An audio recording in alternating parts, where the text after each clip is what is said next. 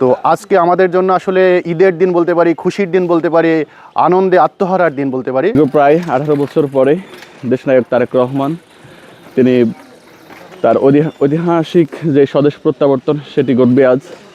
তো আমরা জাহাঙ্গীরনগর বিশ্ববিদ্যালয় ছাত্রদল আজকে সেই মহেন্দ্রক্ষণের অপেক্ষায় আছি। আমরা অধীর আগ্রহ নিয়ে আজকের তারেক রহমানকে বরণ করে নেওয়ার জন্য যেই 300 ফিট সেখানে আমরা যাচ্ছি। আশা করছি আমরা সেই অত্যন্ত সুন্দরভাবে ওনাকে আমরা গণসংবর্ধনার মাধ্যমে বরণ করে নিতে পারবো। তিনি ছাত্রদলের না, তিনি গোটা বাংলাদেশের জনগণের আশা আকাঙ্ক্ষার প্রতীক। আমরা আশা করছি তার হাত ধরে বাংলাদেশের আগামীর গণতন্ত্রের নতুন যাত্রা শুরু হবে। আজকে তারেক রহমানের স্বদেশ প্রত্যাবর্তন দিবস।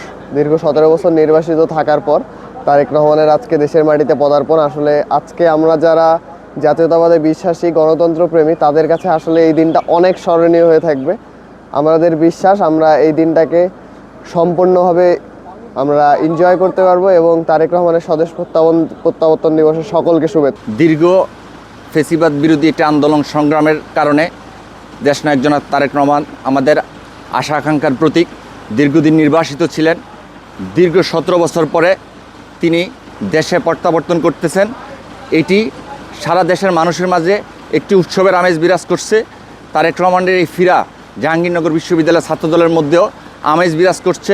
আমরা মনে করি এটি হচ্ছে আমাদের জন্য টানা তৃতীয়বার অর্জন করেছে দেশের সেরা সুপার ব্র্যান্ড স্বীকৃতি সেই ঐতিহাসিক মহেন্দ্রক্ষণ, যে ক্ষণে আমরা আমাদের আগামী রাষ্ট্রনায়ক জননেতা তারেক রহমানকে দেশে পাচ্ছি এবং আগামী নির্বাচনের দেশনায়ক তারেক রহমান এবং দেশনেত্রী বেগম খালেদা জিয়ার যে মার্কা, দানের শীষ মার্কা প্রতীকে এদেশের মানুষ রায় দিয়ে দেশনায়ক জনাব তারেক রহমানকে এই দেশের প্রধানমন্ত্রী হিসেবে নির্বাচিত করবেন এবং তিনি বাংলাদেশের ঐক্যের প্রতীক হয়ে একটি বাংলাদেশকে সামনের দিকে এগিয়ে নিয়ে যাবেন। পূর্বে দেশনেত্রী বেগম খালেদা জিয়া যেমন স্বৈরাচার হটিয়ে বাংলাদেশে গণতন্ত্র পুনরুদ্ধার করছিল, একইভাবে দেশনায়ক তারেক রহমানের মাধ্যমেও স্বৈরাচারী হাসিনার পতন ঘটিয়ে এই দেশে আবারও গণতন্ত্র পুনরুদ্ধার হয়েছে।